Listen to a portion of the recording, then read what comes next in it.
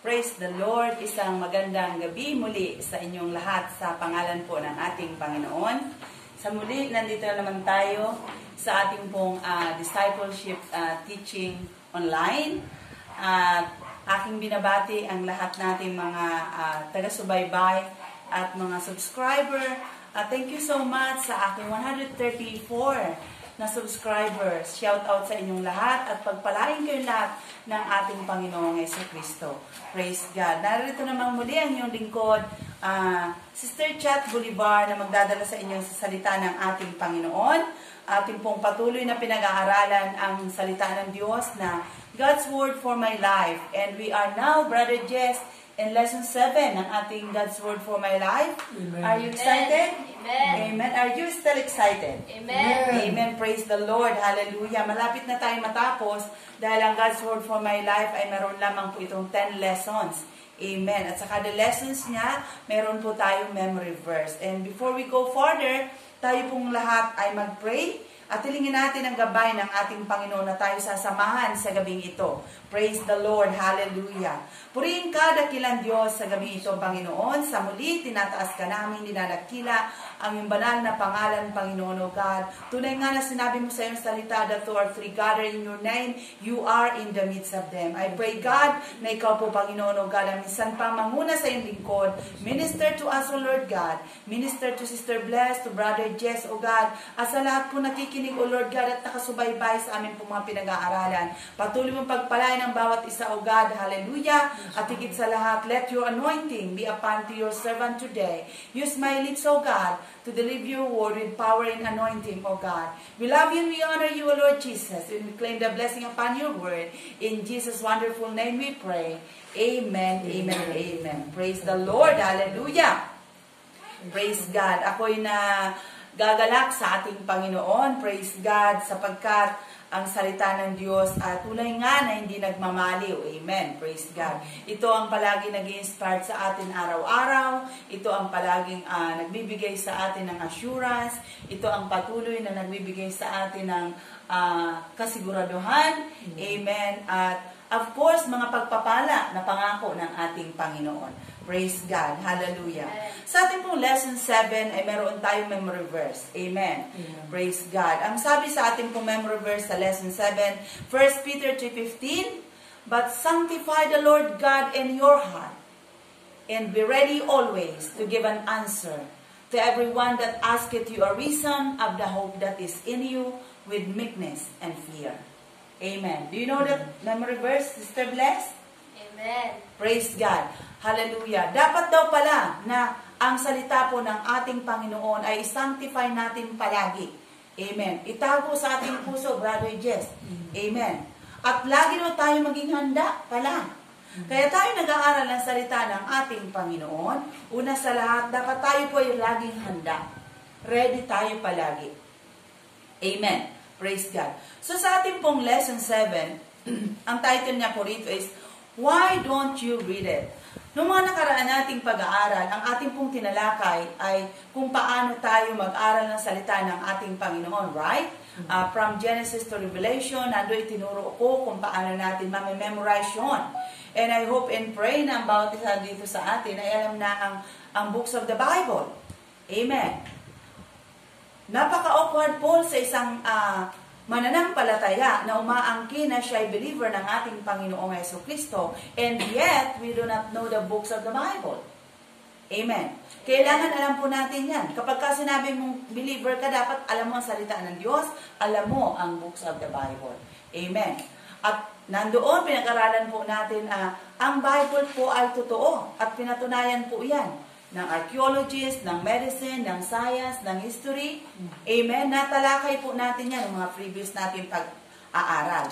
And now, nandito po tayo sa ating lesson 7 na ang topic po natin na, why don't you read it? Bakit daw hindi mo binabasa, Brother Jess, ang salita ng ating Panginoon? Ha? Hindi na siya nakakibo. Amen. Bakit hindi natin nababasa? Sapagkat, ang sabi po mga kapatid, madalang po, ang sabi niya rito, here is a volume of unbelievably great and absolutely true, we have proven that here is a book almost everyone is willing to admit is the best, the most important, and the most wonderful ever written. Amen. Wala na pong ibang higit pa na libro. Sabi niya, this book has survived longer than any other. It has been circulated more widely than any other. It has done more good than any other. And yet, one of these least read of all book published today. Yun ang nakakalungkot, no? Sa dinami-dami po ng libro na nilimbag sa sanlibutan, na ginawa pong libro, alam naman nating lahat na ang Bible po ay napakatindi ng pinagdaanan nito bago ito na isulat. Marami nang napatunayan ang salita ng ating Panginoon. Right? Amen. But yet, ito po ang libro na kung saan hindi po binabasa ng tao. Amen? So public opinion polls have revealed that average of person's knowledge of the Bible is quite limited. Totoo po yun. Few of those questioned could name a dozen of its leading characters. Fewer still could name the 66 books. Ano ibig sabihin? Madalang lang daw ang naka-memorize ng 66 books. I don't know, Sister Bless, kung memorize mo na. Brother Jess. Amen? What about you? Memorize po ba natin ang 66 books of the Bible? O di po ba? Hindi tayo nakakaimik, di ba? Dahil lahat tinatamaan. Ibig sabihin, hindi po talaga natin alam. Ibig sabihin, hindi talaga natin memorize. No? So, hindi pa uli ang lahat. Mayroon pa po tayong chance.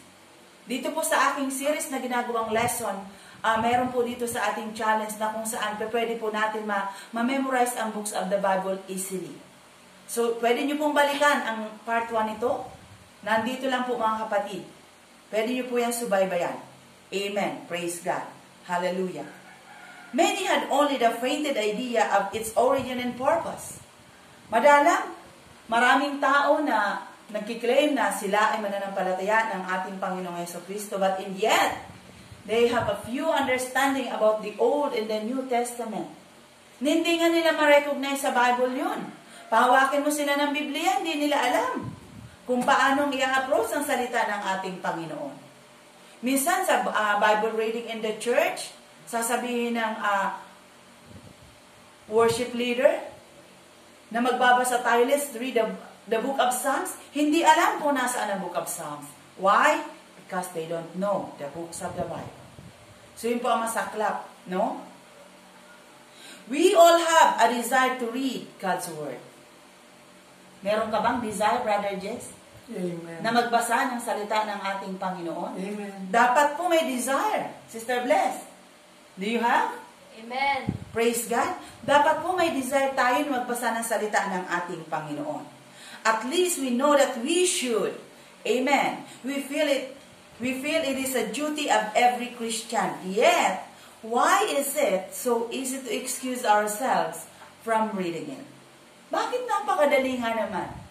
No? Alam natin na bilang mananampalataya ng ating Panginoon na dapat talaga basahin natin ang salita ng ating Panginoon. Dapat talaga na itong salita ng Diyos ay lagi nating bubulay-bulayin araw-araw. But in the end, failure po tayo na gawin ang mga bagay na yun. We are so busy of many things.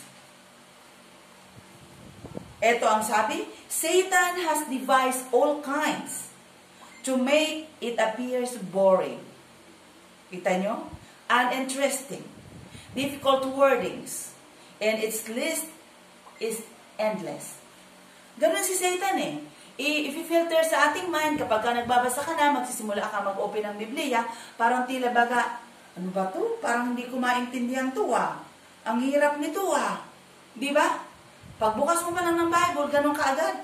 Feeling boring na po tayo. Parang ang haba-habang basahin. Ang iba hindi naman alam kung saan magsisimula. Di ba? Pero may tama pong pag-aaral. And I hope and pray na ito pong pag-aaral natin ng God's Word for My Life ay ma-educate po tayo kung paano natin i-approach ang salita ng ating Panginoon. Amen. Subaybayan niyo po ito dahil series of lesson po itong aking tinuturo na kung saan ito po ang panimula sa hindi marunong talaga magbasa ng salita ng Diyos. Sundan niyo lang po. Nandito po sa aking YouTube channel. Sundan niyo lang po ang series na ito ng ating discipleship teaching online.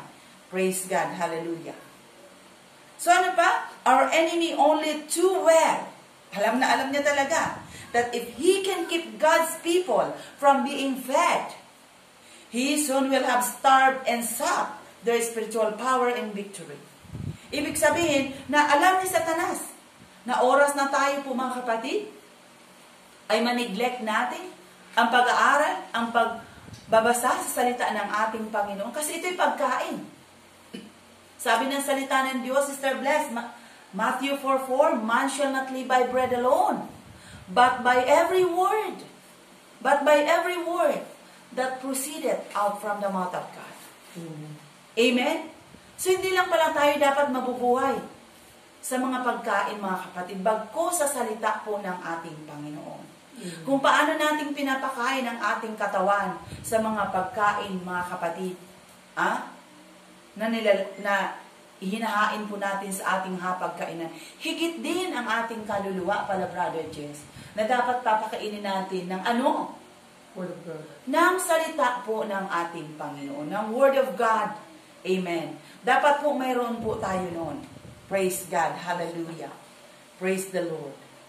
Praise God.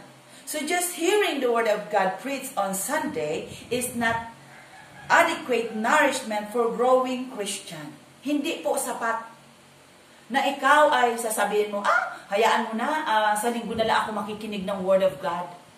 O diba? Merong mga ganun, hindi na ako magbabasa, pakinggan ko lang si pastor.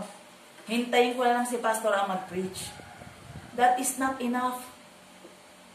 Sa iyo kayong palagay, kaya mo mag-survive, kakain ka lang isang beses, ay yung physical na katawan, in just one time, sa loob ng isang linggo. Do you think we can survive? No. Definitely not. Right? Hindi po tayo magsusurvive. So, kailangan po natin magkaroon ng tamang nourishment in order for us to survive. So, ganoon din sa ating spiritual na buhay, ang ating pong spiritual na buhay, ang pagkain nito ay ang salita po ng ating Panginoon. Amen. Ito dapat, Brother Jess. Kaya ako, lagi kong sinasabi, mga kapatid, dito po kila Brother Jess, kay Sister Bless, na mag-memorize ng Scripture. Memorize the Word of God. Napaka-importante po nun. Itago natin ang salita ng Diyos sa ating puso. Amen. Dahil time will come, baka isang araw, hindi na tayo allowed na magdala po ng ating mga Biblia. So paano? How can you survive kung walang salita ng Diyos na nailagay dito sa ating isipan at naitago sa ating mga puso? How can we survive? Di po ba? How can we survive, Brother Jess? Mamamatay tayo spiritually without the Word of God. Amen. Mamamatay po tayo spiritually. So now, in our day, all established authority is being questioned. Amen. Anything, sa ating pong kapanahonan, anumang batas ang pairalin, di ba kuni-question? Di po ba? Ganoon din po sa atin bilang mga nanampalataya ng ating Panginoon. Ako, nung ako'y tinawag ng ating Panginoon, isa na pong nagtanong ang aking father. Tinanong niya po ako sa pananampalatayang aking niyakap. Ang sabi niya sa akin, ano ba yung pinapasok mo na yan? Naalala ko noon si Papa Brother Jess. Sobra siyang parang upset siya noon nung ako po ay na-convert. Bila ako po tinawag ng ating Panginoon na maging born again. Nagalit po ang father ko. At ang sabi niya nga sa akin, hindi ko po malilimutan ang salita niya, kalukuhan daw po ang aking pinasok. Pero deep in my heart, during that time, dahil ako po'y bata pa sa Panginoon ng panahon yun, sabi ko sa aking sarili, mag-aaral ako ng salita ng Diyos. Patutunayan ko sa aking Ama na hindi po kalukuhan ang aking pinasok. Amen. Patutunayan ko sa Kanya. At ang salita po ng ating Panginoon, once na ikaw ay nag-claim na ikaw ay mananampalataya ng ating Panginoon, you have to prove it. You have to prove it. Huwag ka lang magsabi, kasi sinabi ng Lord, gumanito ako. No. Kailangan mga kapatid na ito po ay nasusulat. Amen. Na dapat tayo po'y tinawag ng ating Panginoon. Patunayan po natin na sinabi ng salita ng ating Panginoon. Amen? Amen? Lahat tayong tinawag. Nung tayo nagpabautismo sa pangalan ng ating Panginoon, amen, that is the evidence na tayo po'y tinawag ng ating Panginoon. Amen. Sa pamamagitan ng bautismo sa kanyang dakilang pangalan. At yan po ay nasusulat sa salita ng Diyos. So dapat po may kaakibat na katotohanan na ayon sa salita ng Diyos. Huwag lamang po tayo mananampalataya ako. Saan mo nakikita na kailangan maglingkod ka ng tapat? Kailangan po meron tayong scripture na ipapakita doon. Amen. Napaka-importante po ng bautismo sa pangalan ng ating Panginoong Jesucristo. Inutos niya po yan, ang book of Acts chapter 2 verse 38. Na ang sabi niya doon, then Peter said unto them, repent and be baptized every one of you. Why? For the remission of your sins. And you shall receive the gift of the Holy Ghost. Yan po ang pinaka-bottom line ng aking paglilingkod. Nabasa ko sa salita ng Diyos. Na kailangan daw pala'y magsisi, magpabautismo sa pangalan ng ating Panginoon. Para ano? Para po sa kapatawaran ng ating kasalanan. At tayo'y tatanggap ng banal na Espiritu ng ating Panginoong Jesucristo. Amen. Amen. Praise God. Hallelujah. So dapat may mga kapag ka nag-claim po tayo na mananampalataya tayo ng ating Panginoon, i-prove po natin. Bakit ka nagbibigay ng ikapo? Nasusulat yan. Sinabi po sa atin ang Malakay 3:10. So dapat alam po natin, bakit kailangan dalhin mo ang ikapo sa iglesia? Sinabi po ng Malakay 3:10, that bring ye all the tithes into thy storehouse, that there may be meat in mine house. And prove me not he what saith the Lord of hosts, if I will not open you the windows of heaven, and pour you out a blessing, that there shall be no room enough to receive it. So meaning to say, nandoon po dapat, alam po natin ang salita ng Diyos. Kapag kaklinay mo naman na mananampalataya ka, make it sure na meron kang Word of God dito sa iyong puso. I remember when I was in Hong Kong, meron pong isang missionary na pumunta doon. At ang sabi niya mga kapatid, ang challenge niya, how thick is the Word of God in your heart? Yan ang tanong niya. Ako'y medyo napatitig doon sa amin pong speaker. Ang tanong niya, gaano daw kakapal ang Word of God sa puso mo, Brother Jess? Dahil ang sabi niya, ang Word of God sa kanyang puso ay, ang description niya po mga kapatid, ay talagang makapal. So ang tanong, how thick is the Word of God in your heart, Sister Bless? See? Na-smile siya. So malala dito kung ganyan.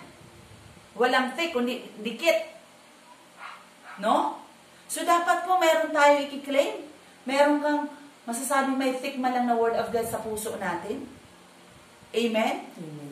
When I was studying a discipleship lesson when I was in Hong Kong, and I really thankful to the Lord for the opportunity and for the chance na ako po'y makapag-aral doon in spite sa napaka-hectic na schedule dala po ng ating mga work as an OFW. Alam naman po nating lahat.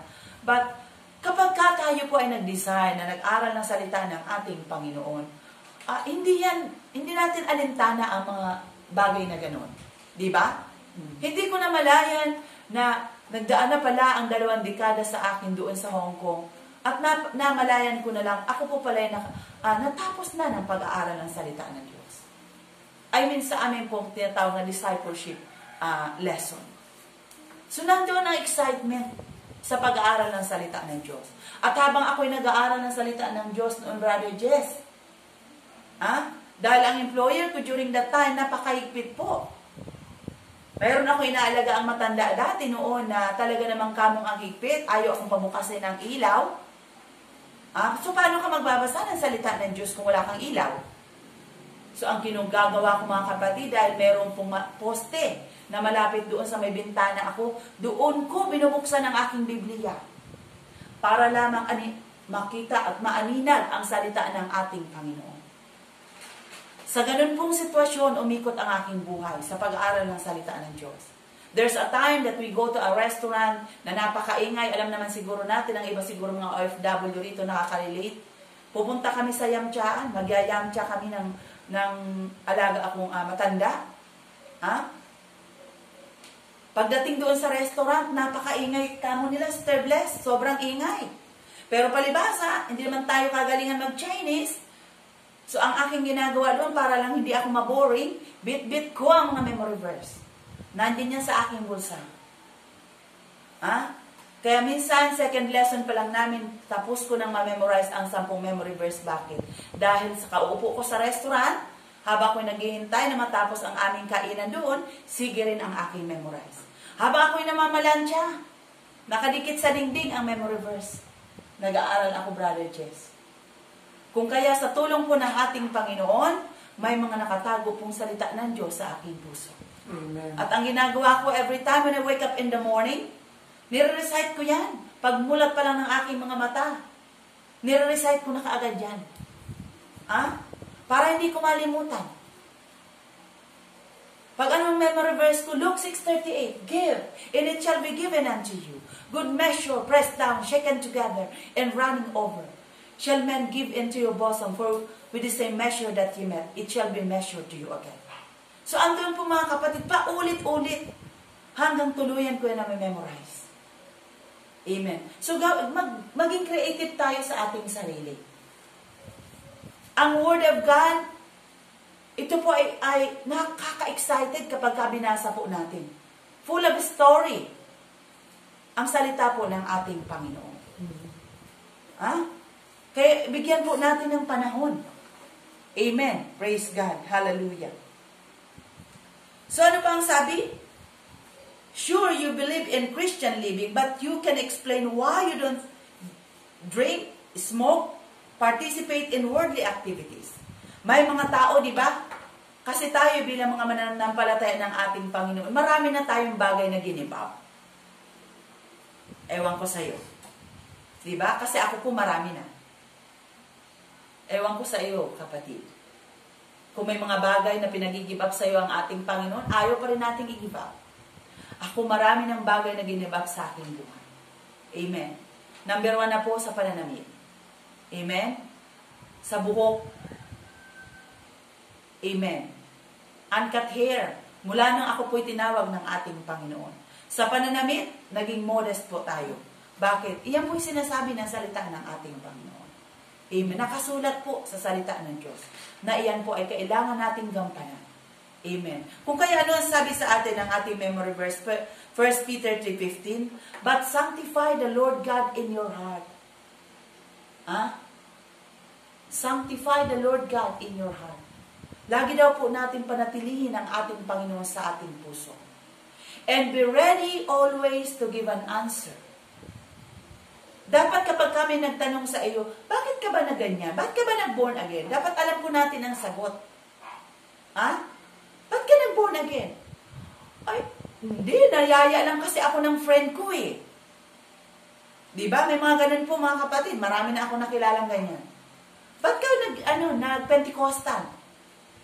Napasama lang ako. Wala lang ako mapuntahan sa araw ng linggo. Diba? Nakakalungkot. Kung ganyan ang iyong mentality, na nag-claim ka that you are a Christian and yet, hindi mo alam ang pinaka-bottom line ng pananampalataya mo. Dapat alam po natin ang dahilan, ba't ka naririyan sa iglesia niyan? Hindi po tayo nandyan para lang maging palamuti, hindi tayo nandyan para lang magpadami ng member. We have a purpose into the kingdom of God. Amen. Kung paano tayong tinawag, Brother Chess, mayroon tayong role na dapat gagampanan. Amen? So, anong sabi? Be ready always to give an answer.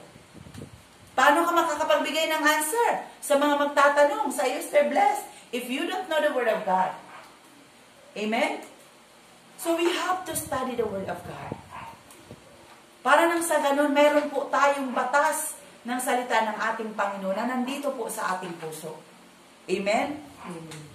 At ang sabi doon, tayo daw ay mag-answer to everyone that asketh as a reason of the hope that is in us with meekness and fear. So ito naman, kapag ka po tayo nag-explain naman pala, Brother Jess, sa mga tao na magtatanong po sa atin, parte sa ating pananampalataya, siguraduhin lang po natin na nandoon po ang meekness. Minsan kasi, wala po tayong meekness eh. Di ba? Parang tayo mga mananampalataya, parang nagkakaroon tayo ng self-righteousness. Na parang feeling, ang galing ko na, parang ako lang ang ligtas, ako lang ang banal. Di po ba? Ayaw ng Lord ng ganon. Gusto niya with meekness and fear. So ito ay unawa natin sa ating pong kapamilya. Lalo na kung ang kapamilya natin medyo makulit-kulit, ay makinig. Di po ba? Huwag po natin pagbabantaan. Minsan naman sa atin, sa kagustuhan natin mawin ang ating mga mahal sa buhay. Napapagbantaan naman natin. Huwag naman ganon, mga kapatid. Amen? Make it sure na nandoon po in meekness and fear. Para natin maakay po ang ating mga mahal sa buhay. Amen? So ano pa? We need the Bible. Ito kailangan daw natin ang salita ng Diyos. We need the Bible not only for today, but for tomorrow. Amen. Who knows how soon Bible reading and church worship will be illegal? Kita nyo? Who knows? Nakita nyo naman siguro during this pandemic, no? Alam ko na ang lahat ng tao ay hindi po dito excuse. Buong sanlibutan. Kaya nga ako talagang personally na nagagalak ang aking puso na itong pandemic ang naging epekto. Marami pong tahanan ang nagbukas ng salita ng Diyos. Amen. Maraming tahanan ang nagkaroon ng ganitong klaseng pag-aaral ng salita ng Diyos. Dati-rati noon, nung tayo po'y malaya nakakapunta sa ating iglesia, di po ba? Hindi natin magawa mag-Bible study, right? Amen. Brother Jess? Amen. Hindi natin magawang pag-usapan ang salita ng Diyos. Naghihintay na lang tayo, sa linggo na lang kami ng Biblia. Di ba? Pag pumunta na lang kami ng church. Pero during the pandemic time, marami pong tao ang naghanap sa salita ng ating Panginoon. At hanggang sa ngayon, naghahanap sa salita ng Diyos. Maganda po yan. Maganda yan. Manatili po tayo sa ganyang klaseng spirit, sa ganyang klaseng desire, na hanapin po natin ang salita ng ating Panginoon. Amen. Praise God. It could happen. Sabi niya, the Bible you can have then will be the portion you have hid in your heart and memorize. Ito pong salita ng Diyos. Amen. Habang may oras pa tayo, basahin na at itago sa ating puso. Because there's one day in our life na hindi na po natin yung mahahawakan. Huwag po natin hintayin yun. Ngayong pandemic, nahawakan pa natin ang Biblia. Nakikita pa natin. Maaaring sinarado lang po ang tahanan ng ating Panginoon, ang iglesia, ang church na ating pinupuntahan. But in yet, ang salita po ng Diyos ay kaya pa nating hawakan. Pero darating ang panahon, Brother Jess, na maaaring hindi na natin tumahawakan ang salita ng Diyos. Kapag kami matinding chaos na nangyari sa buong sanlibutan, hindi mo na madadala ang Biblia mo. Kung hinuli ka na ngayon dyan. Sa China, mga kapatid, wala pong laya ang mga tao doon magbitbit ng Biblia. Kaya nga pag pupunta ka ng China, nagkakaroon po ng inspection. Number 1 po, sinesearch kung may dala-dala ka nito. Pinagbabawal po nila ito. So, wag po tayo maghintay. Habang may panahon pa, may oras pa, itago sa ating puso ang salita ng Diyos. Na kung sakaling wala na po tayong chance na ito'y bitbitin o di kaya ito'y basahin, at least man lang mayroon tayong nakatago sa ating puso. Amen. Amen? Mayroon kang salita ng Diyos na itinago sa iyong puso. Ano ang sabi ng Book of Psalms? The word of God that I hid in my heart, that I may not sin against thee. Itago mo pala sa puso mo para hindi rin tayo magkasala. Amen?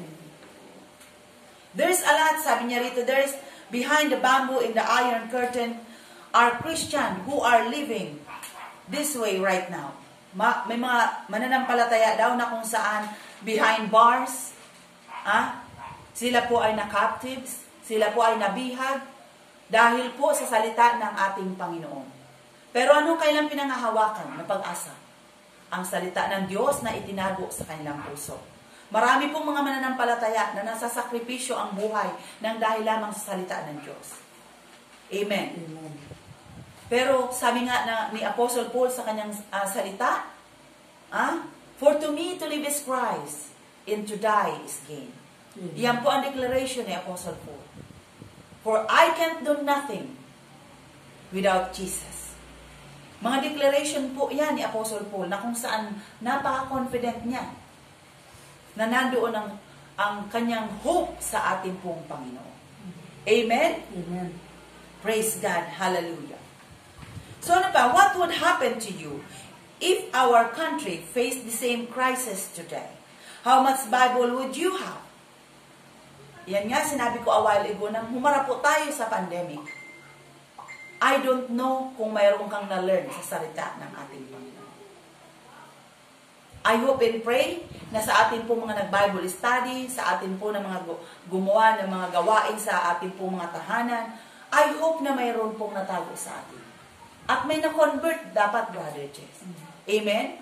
Ako po, mga kapatid, personally, ang akin pong desire ay madala ang aking pamilya sa ating pong Panginoon. Above anything else. Dahil wala pa akong yaman na pwedeng ipagmalaki sa aking pamilya. At kahit may yaman pa nga siguro tayo, hindi po natin yan pwedeng igarantiya. Marami pong mayayamang tao, mga kapatid. Mga sikat na mga tao. Pero asan po sila? Nang dumating na sila sa tinatawang edge of their life, nang kinuha na po ang kanilang hininga ng ating Panginoon, asan ang kanilang yaman? Wala. Di po ba? Kaya nga tama po ang salita ng ating Panginoon na Book of Matthew, ang sabi niya roon, for what shall profiteth unto a man if he shall gain the whole world, but lose his own soul. So anin mo ang yaman mo? So dito po sa sanlibutan, magpakarami po tayo dito ng pera, magpakarami po tayo dito ng ari-arian. Wala po yung problema. But make it sure na ang ating pong puso naka-tune in pa rin sa ating Panginoon. Dahil ang napakadelikado lang nito, Brother Jess, kapag ka daw ang ating puso ay nandoon na pala sa ating kayamanan. Yun po ang nakakalungkot isipin, na parang hilong talelong na tayo, na hindi ka na ngayon magkatulog, dahil kaiisip mo doon sa kayamanan mo. Di ba? Marami pong taong ganyan. Na parang tila baga na nalilimutan na hindi naman talaga siya taga rito. Di po ba? So ang ating pong kayamanan, ang ating pong ari-arian, kung ano man meron tayo, always remember that we are just an steward of God. Entrusted lang yan sa iyo ng ating Panginoon. Sure. Not for us to enjoy, but for us to share to other people. Kung ano man pagpapala meron ka, i-share mo yan. Huwag mo angkinin yan na parang ang damot po natin dahil hindi natutuwa ang Diyos sa isa pong stingy na tao. Isa pong maramot na tao. Amen? Amen. Na kung ikaw ay mamatay sa Hong Kong, mayroon po akong kilala namatay, Brother Jess. Kilalang tao sa Hong Kong, mga kapatid. Palibasa, wala siyang asawa. Napatalagang sinatawag siyang richest woman of Asia. Wala siyang asawa. Namatay siya. Ang dami niyang ari-arian. Marami po ang gusto mag-claim. Bakit? Dahil nung nabubuhay pa, hindi po na i-divide ng tama. Hindi man lang naanggan marahil ang sinong kapamilya. So ano po nangyari? Napunta sa trust fund. Napunta sa gobyerno. Kukunin ng gobyerno. Wala namang tagapagmana. Wala namang anak. Walang asawa. Di po ba? So yun lang po nakakalungkot isipin.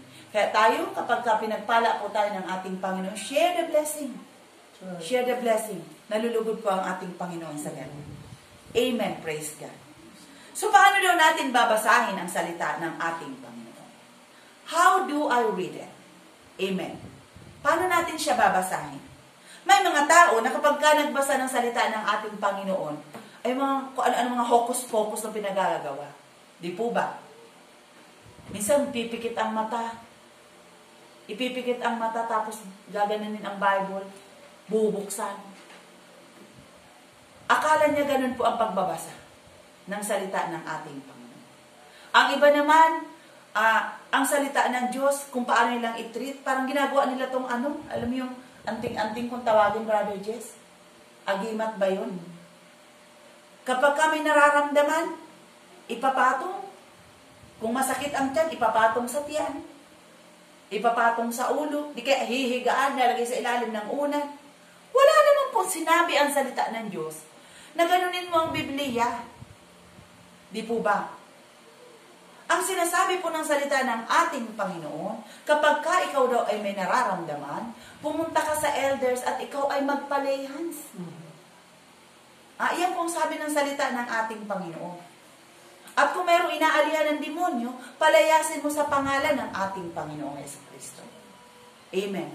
So mayroon pong tamang pag-approach sa salita ng Diyos. Bakit kasi hindi po natin alam? Dahil kulang po tayo sa pagbabasa.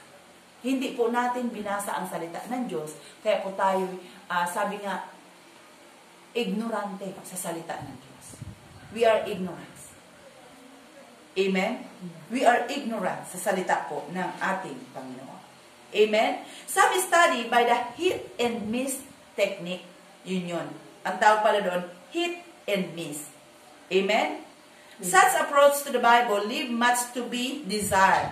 Such study is just like building a house without a plan. Kung ganyan ka raw magbasa ng salita ng ating Panginoon, para ka lang katulad ng isang tao pala, Brother Jess, na nagtatayo ng isang bahay na walang plano. Di ba? Nakakita na siguro tayo ng isang tao na nagtayo ng bahay na walang plano, no? Basta lang itinayo, di po ba? So, nung dumating ang bagyo, so wala. Nagkaroon po ng disaster. Ano ang resulta? So, ganun din sa ating na tao. Kapag wala po tayo sa kaayusan, mag-approach sa salita ng Diyos, ano po ang mangyayari sa atin? Confusion. Magkakaroon po tayo ng confusion kasi wala tayong tamang understanding sa salita ng ating Panginoon. But the Bible, listen to this very carefully, but the Bible didn't come to us by accident. Hindi lang to aksidente, Brother Jess. That's right. Amen? Yeah. It was all planned out carefully in the mind of God. Amen. Amen? It was planned out carefully in the mind of God. Consequently, the scripture cannot be understood by accident. Hindi mo rin yan basta maintindihan ang salita ng Diyos na kumbaga parang aksidente mo lang siyang naintindihan. Kaya nga ano ang sabi sa atin ng 2 Timothy 2:15? Study to show thyself approved unto God, a workman that needeth not to be ashamed, but rightly dividing the word of truth. Amen? So, study to show thyself approved. Kailangan daw pala, kapag nag-aaral tayo ng salita ng Diyos, make it sure na approve tayo sa harapan ng ating Diyos. Yung mga ginagawa natin kaaya-aya sa harapan ng Panginoon. Amen? Amen. Kailangan po natin na magpapasiyasat palagi sa ating pong Panginoon. It is necessary for all Scripture to be carefully studied and applied to our living.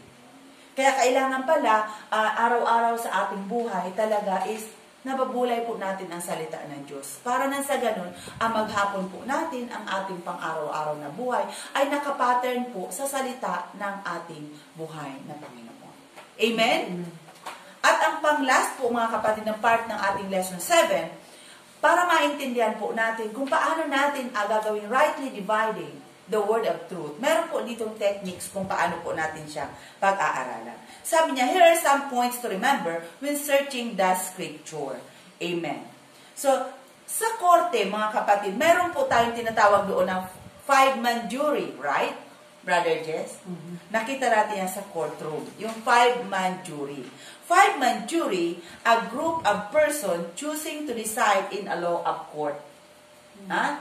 Yung 5-man jury, sila yung mga tao na kung saan sila po ang magdi-decide na doon sa hatol na ibibigay nila, doon sa nasasakdal. Kaya nga may tinatawag na 5-man jury. So sa Bible po mga kapatid, mayroong gagamitin po natin ang tinatawag na 5-man jury. Ano-ano ang mga yon? Who, when, what, where, and why. Atin po yan i-apply. Kapag ka po tayo ay nagbabasa ng salita ng ating Panginoon, gamitin po natin ang tinatawag ng 5-man jury. Who? Ano yun? Who is speaking in the verse and to whom is he is speaking? Kapag ka pala nagbasa ka ng salita ng ating Panginoon, dapat alam mo na sino ba ang kinakausap? No? Sino ba ang kinakausap ng versikulong yun? Amen. Amen. Seek to identify the speaker as well as his audience. So, kapag kami binabasa kang isang chapter ng Bible, kailangan i-analyze mo sino ba ang tinutukoy doon. Sino ba ang kinakausap doon. So, dapat po makikita natin yan when we are studying the Word of God. Amen? So, ano naman ang when, Sister Bless? When? When was the verse written or spoken? What were the conditions at that time? Did it occur during danger, tragedy? Were the customs or manners of the current society reflected in the verse? Amen. So, dapat pala aware din tayo dyan. When? When the verse written or spoken? Saan daw? Ano daw ang kondisyon? Nasa gera ba? Nasa tagutom ba? Nasa prosperity? Nasa danger? So, doon po, in that way, maa-analyze po natin ang salita ng ating Panginoon. Doon po natin may apply ang tinatawag na rightly dividing the word of truth. So doon makakakuha po tayo ng tamang rema sa salita po ng ating Panginoon. Next, ano yung where, Brother Jess? Where was the verse spoken or written? 6. The probable locations of the speaker to determine if it has any bearing on his message. Was it spoken in prison? Amen. A lonely island before large audience, in a cave or desert or seashore. These details are important. Amen. Where? So saan daw? Amen. Where? Saan yung location? Kasi meron po mga writers ng Bible na kung saan sila po ay nasa cave, sinulat niya pala yun, siya po pala ay nasa prison, siya pala ay nasa island. So, dapat maintindihan po natin sino ang writer ng mga oras na iyon. At ang pang-apat, what related verse of the scripture further explained? Meron pa bang ibang related verse? Kasi minsan, sinabi sa Old Testament, kasabihin din sa New Testament. Did the speaker write other books? Kailangan mo rin malaman yun. Kasi makikita at makikita po natin. Did he say other things concerning the same subject? What did the other writer say about the subject? So doon po mga kapatid, kapag ginamit po natin ang tinatawag ng 5-man jury, makakaroon po ng kalinawan sa atin ang salita ng Diyos. And mapa-find out po natin na hindi po boring ang magbasa ng salita ng Diyos once na ginamit po natin ang tinatawag na 5-man jury. Amen? And the last is, why was it written? Bakit daw ito isinulat? For what exact purpose did the speaker give this word? Ano ang kanyang dahilan? Para sa ano? Is it an instruction? Is it seeking for correction? What is trying to motivate his audience to action and expression of worship? So doon, dapat gamitin po natin iyon. Bakit niya sinulat ang salitang iyon? Amen. Bakit niya sinulat ang scripture na iyon? Employ the 5-man jury when you study in the scripture. Gamitin daw natin. You will be amazed at how much greater you understand of God's word will be. Remember that the entire Bible was written for you, but not all of it was written directly to you. Amen. Praise God. I hope na sa gabing ito po ay may naunawaan po tayo sa ating pagtatalakay. Amen. Sa ating pong lesson. At kung kayo po ay may mga katanungan, you can comment down below po sa ating pong chat box mga kapatid. At sa tulong po ng ating Panginoon at kung may mga gusto po kayo malinawan sa ating po mga pinag-uusapan, pwede po kayo mag-comment down below.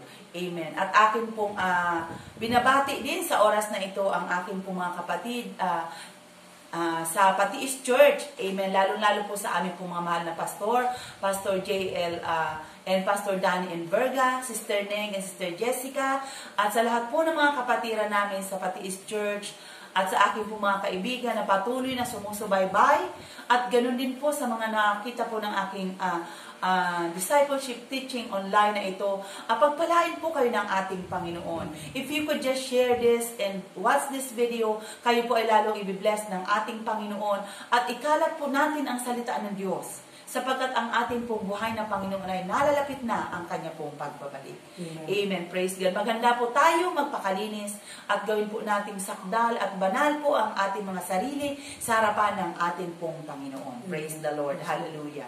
At ang akin pong hiniling about sa atin na tayo po ay umuko bilang pong pagtatapos sa ating pong gawain sa gabing ito. Praise God. Hallelujah. I ask Sister Bless to lead us in closing prayer. Praise God. Amen. Amen.